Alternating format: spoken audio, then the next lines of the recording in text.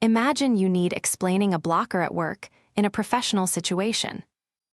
Today, you will learn explaining a blocker at work with useful sentences you can say in real life. The pattern is simple. Use a polite, direct sentence that names the work task clearly. Notice the keywords, then add your own detail. Here are 3 examples. Could you send me the details, please? I will follow up by email. Thank you for the update. Let's test what we've learned.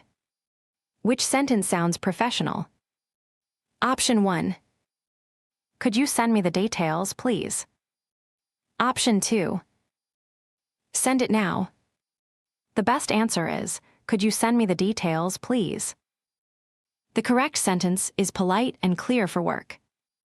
Let us recap. Use a polite, direct sentence that names the work task clearly. Practice this sentence, could you send me the details, please? Say it once, then change one detail.